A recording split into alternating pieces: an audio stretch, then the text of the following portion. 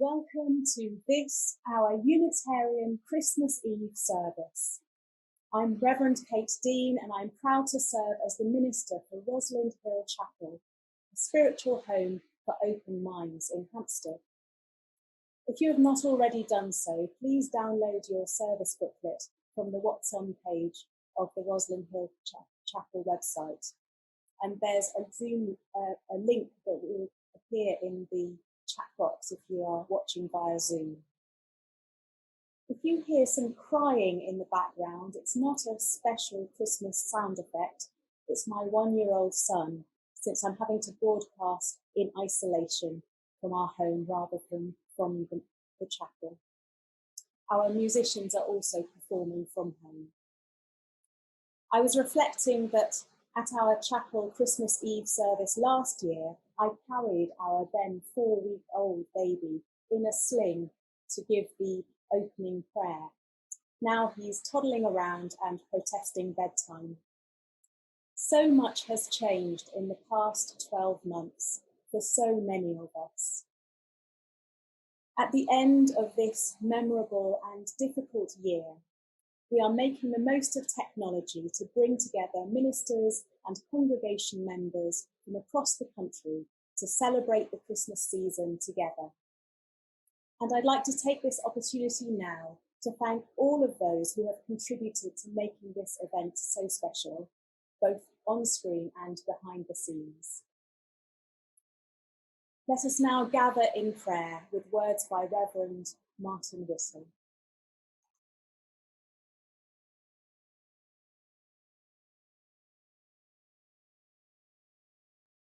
in the twinkling starlight, for a blessed moment. Don't be starstruck, simply be. Just be. In this time of change, we hold deep concern for the affairs of our world. But for tonight, in the glimmering of candles on this dark, cold eve, be present, be open, do nothing. Your worries and fears, your hopes and ambitions, let them be.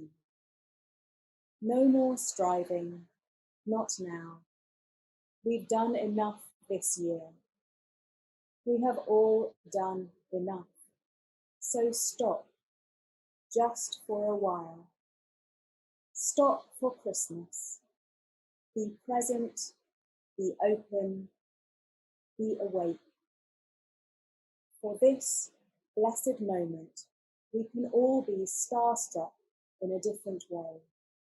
Struck by a story that has inspired our ancestors for generations, the story of a child bringing hope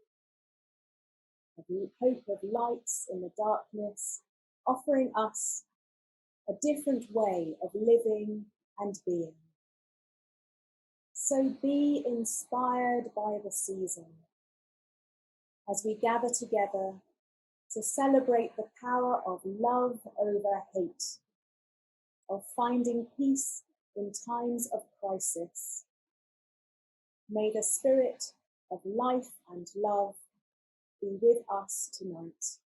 Blessed be, and amen. We now light our chalice, the symbol of our liberal religious faith, with a global chalice lighting as we join in fellowship with Unitarian and Unitarian Universalist congregations throughout the world.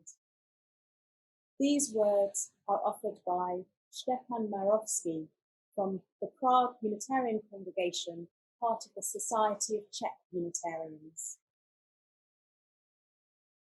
For millennia, the fire has been in the centre of human communities. Our ancestors used to gather around it. Today, we are assembling around this flame to renew our community. May the flame of our chalice make this community warmer and stronger.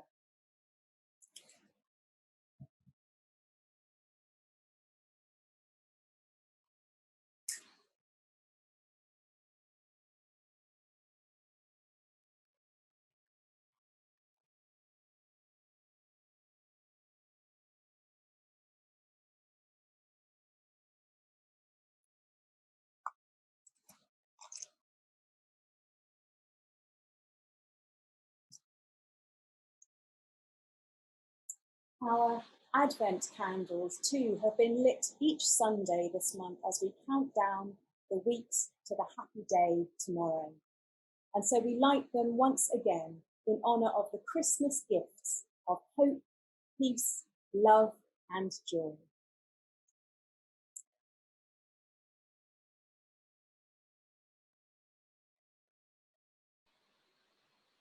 All these centuries after the story of the star, the wise men, the baby born in a stable, and the angels singing him in with their mysterious alleluias, we are lost and wandering still. We stumble at every step over our own greed or need, our ignorance or fear. Bethlehem is not a gentle city tonight. Its people are wise in the ways of the clenched fist, the broken truce. Marked like them with the scars of ignorance and sorrow, we come to Christmas baffled as any shepherd by the music that sounds so high above us, the syntax foreign to our skeptical hearts. Yet we try to speak the language of hope, lifting ourselves toward the future with a dream of what yet may be. We remember that the heart of Christmas is hope.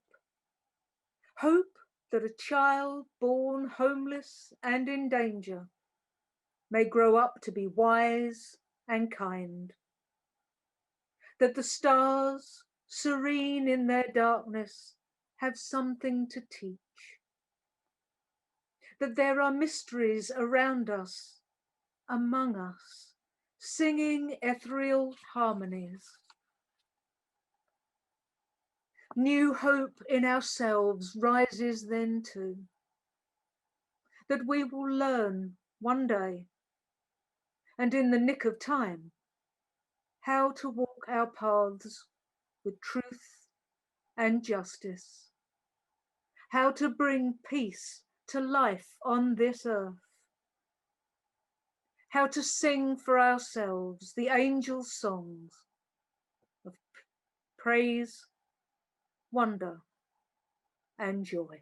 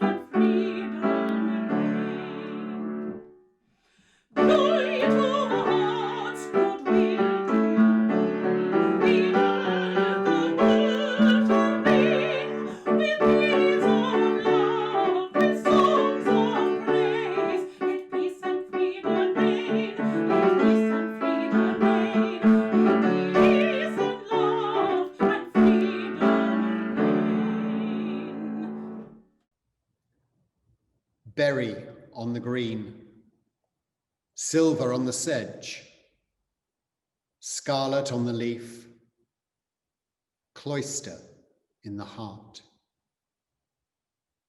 Iron in the sky, freezing in the blood, purple on the sea, cloister in the heart. Wind across the land, rain upon the fields, birds along the sand, cloister in the heart. Death upon the wind, crying in the air, blood along the tide, cloister in the heart. Ripples on the mere, patterns in the sand, circles in the grain, cloister in the heart. Candles in the hearth, silence in the flames, ashes in the dark, cloister in the heart. Starlight on the roofs, shadows on the walls, peace upon the town, cloister in the heart.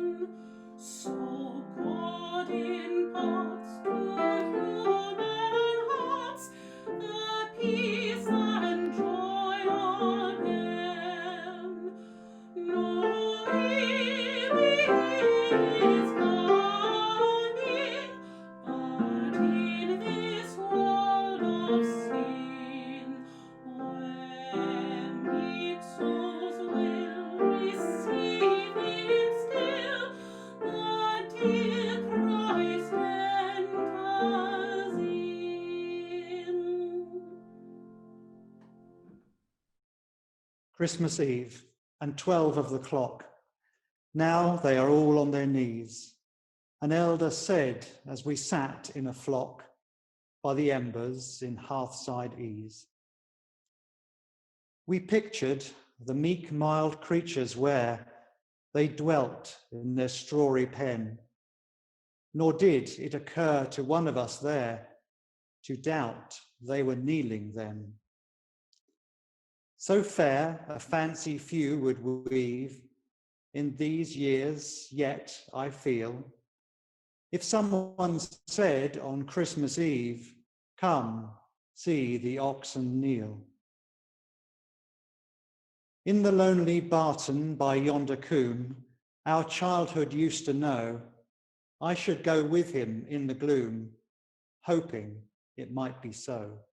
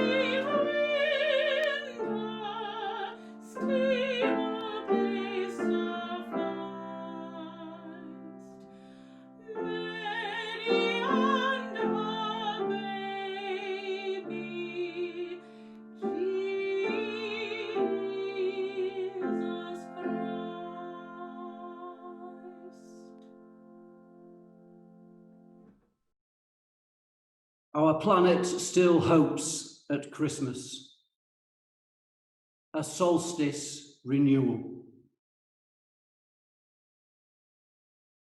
Even as the frost turns,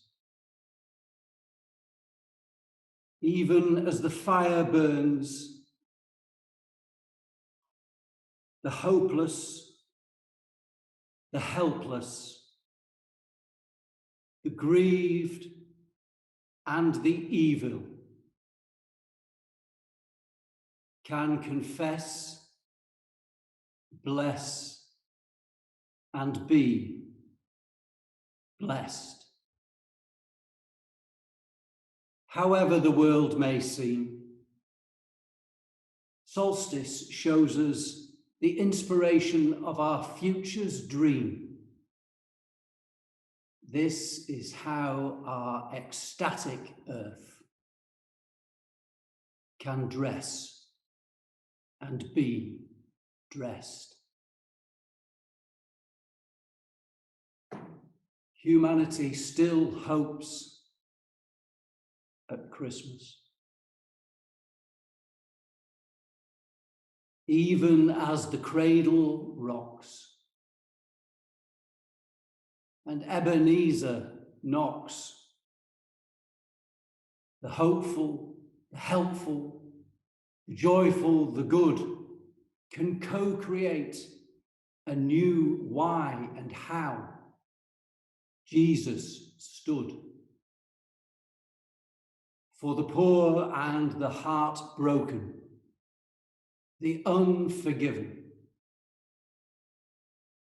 upending, controlling and lending, Christ shows a very different ending.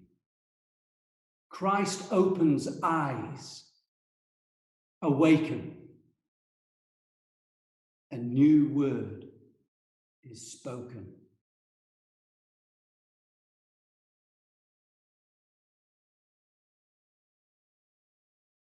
Humanity and planet together at Christmas, a Christ solstice. We are responsible for holding and being held. Earth, you offer guidance and guide our offerings. Christ solstice, thank you for providing goodness, respecting pain. Oh, humanity, oh, earth, an ecstatic unity. Humanity and planet together at Christmas forever again.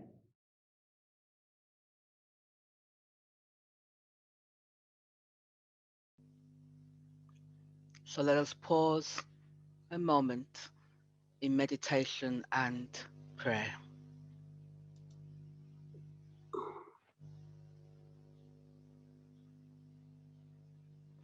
The Magi came with frankincense, gold, and myrrh, symbolizing the importance of treasures.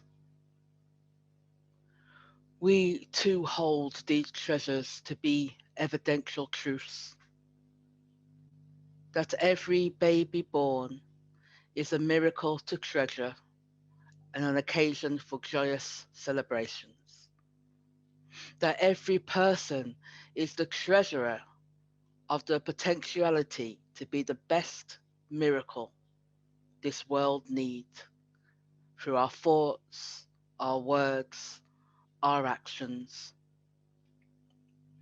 That Christmas is the season we remember the many treasures to behold and those that we can give. Our treasures are varied. A newborn arriving, the parent's treasure. The lighting of candles to commemorate loved ones are treasured. The gifts we open on Christmas morning, numerous treasures. The families and friends that join together with love and annoyance to seeing the season are treasured moments. The retrieval from work or the slowdown of emergencies for key workers, treasuring peace.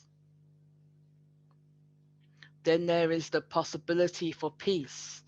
The story of Jesus reminds us to move towards a treasured future.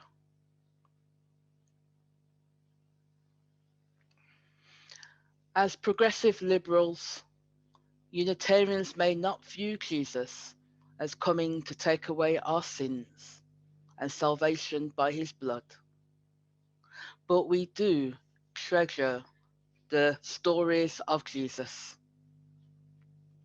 Jesus as a rabbi that came to teach us how to treasure our collective divinity, how to reconnect with the light of the spirit of generosity and unity. May the season of Christmas remind us of the treasure within ourselves. May we be gifted with the spirit of goodwill, a treasure box of ideas, a heart of love, the peace of compassion, and with hope. And may we gift these treasures to others. Ashe. Blessed be and amen.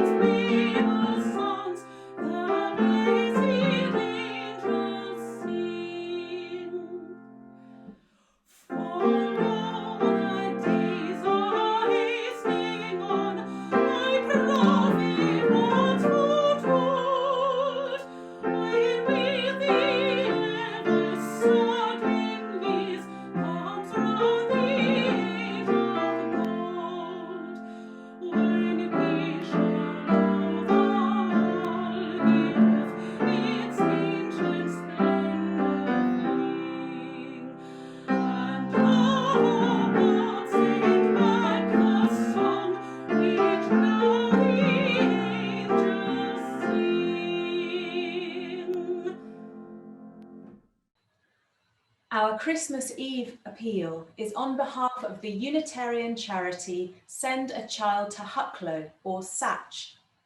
For nearly 60 years, SACH has been arranging holidays at the Nightingale Centre in Derbyshire for groups of disadvantaged children, regardless of religious, political, racial, or other considerations. We are delighted to support this good cause, which gives a country holiday to children who would otherwise have not had a holiday at all. Please donate via the charity's website. Send a child to hucklow.org.uk,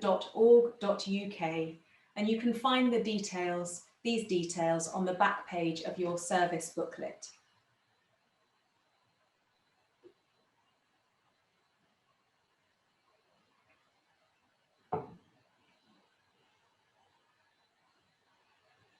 A reflection inspired by George Eliot.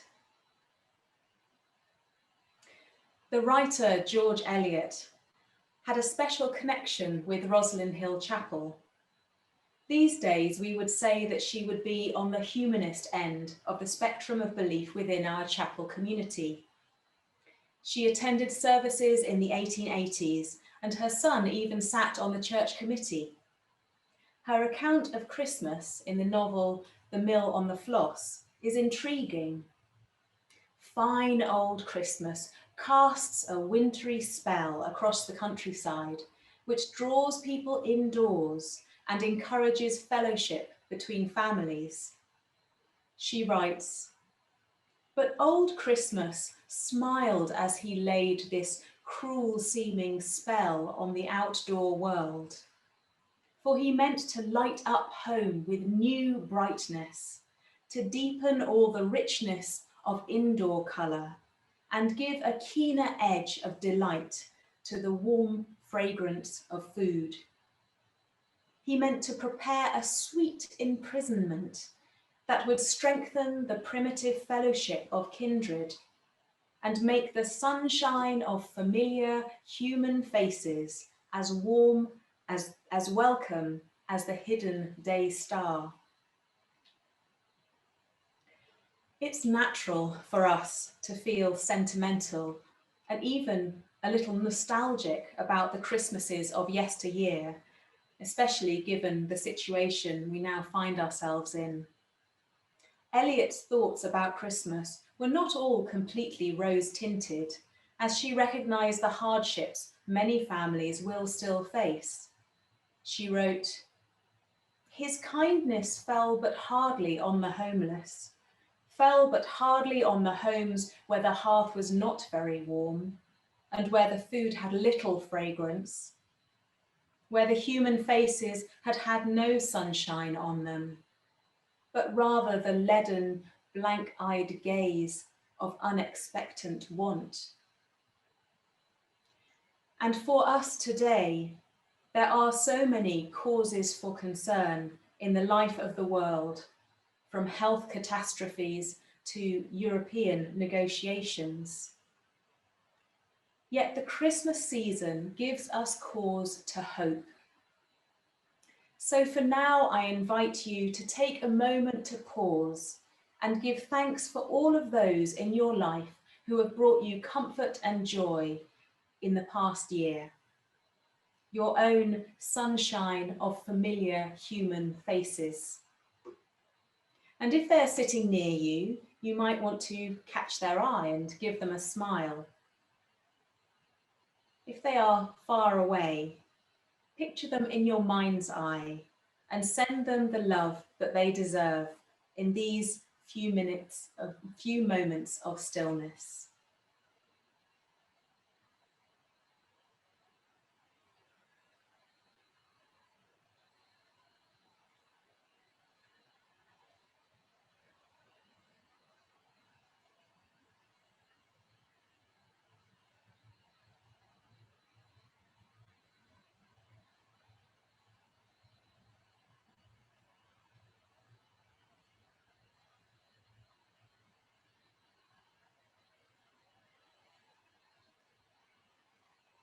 It is really important that our loved ones know that they are loved.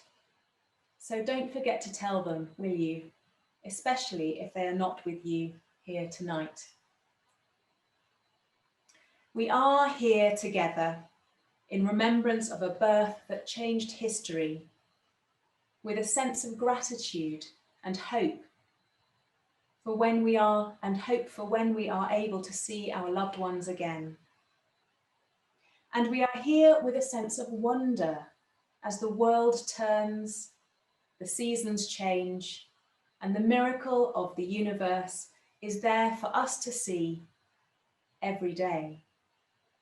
And this is what we try to do within our Unitarian communities, to celebrate life and honour the miracles of the universe in the everyday. And to borrow a phrase, this spiritual home of ours is for life, not just for Christmas. We offer our Unitarian community for your life. So my hope is that you will find time in the coming days and weeks to think about what you can do for your inner life, with us or elsewhere. Consider how you are going to feed that part of yourself that needs spiritual nourishment. We are so close to the turning of the year, a chance to begin again. The future, with all its uncertainties and all its possibilities, is laid out ahead of us.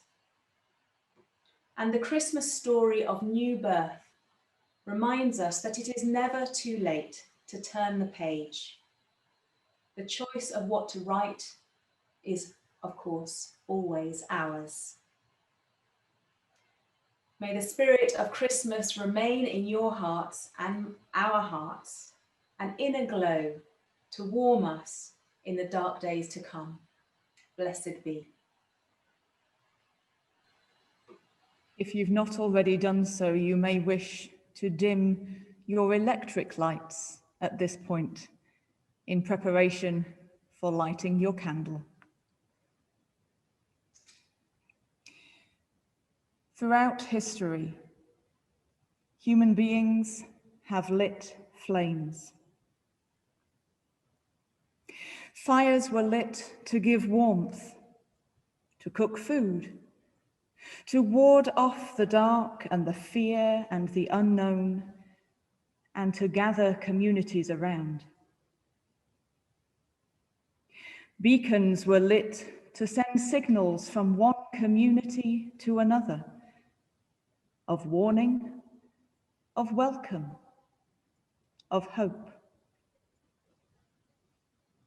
Lamps and candles were lit to provide comfort in dark times, vision for learning times, and connections in grieving times.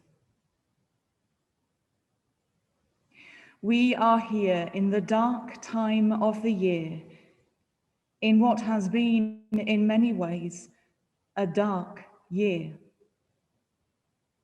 There have been other dark times and other dark years, but we are here and now. And we have come here for warmth, for nourishment, for courage in face of fear and the unknown. We have come to send signals out into the world of warning, of welcome, of hope. And we have come here for comfort and vision and connection with past, present, and future. And so we too will light our flames and hold them out to each other, to the world, to ourselves.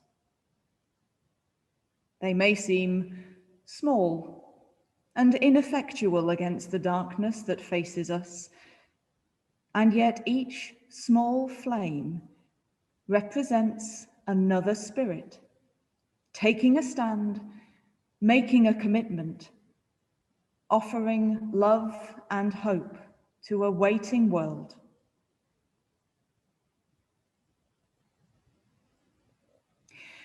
I invite you, if you wish at this point, to change your Zoom view to gallery so that you can see all of us lighting our candles together. Join me in kindling flames.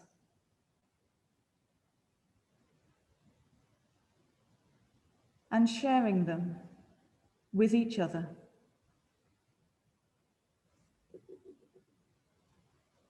And as you hold out the light in your hands, So I ask you also to hold out the love in your hearts, that both the darkness in our lives and the darkness in our world may be lifted and hope rise again.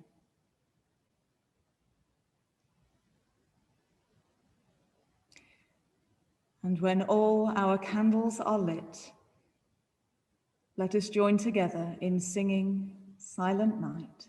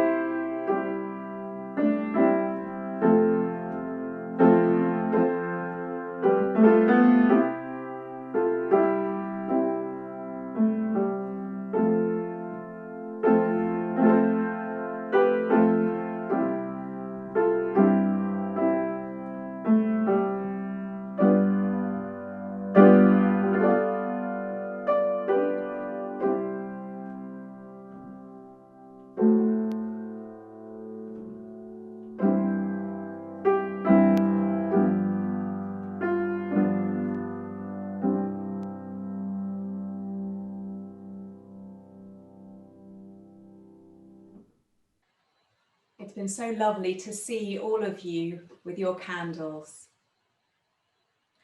We are coming towards the end of our time together, and it has been wonderful to connect with everyone in this way. Let us remember that the spirit of Christmas is the spirit of love, and even if we cannot be with our loved ones tomorrow, May we find ways to express that love so that they know just how special they are to us.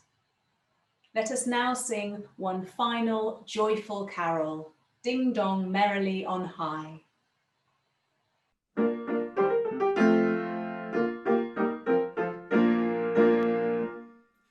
Ding dong merrily on high, in heaven the bells are ringing. Ding dong merrily the sky is riven with angels singing.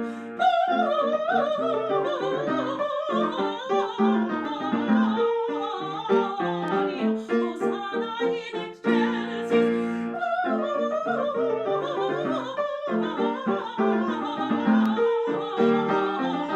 Hosanna in excelsis.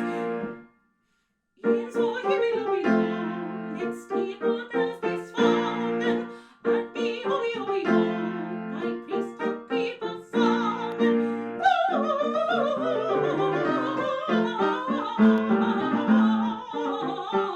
in excelsis. Hosanna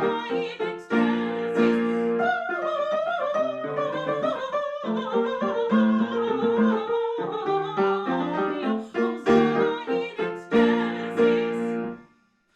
Pray you to the very blind, your mighty chimey ringers.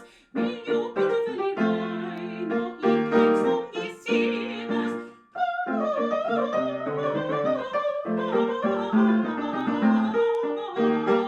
in excelsis.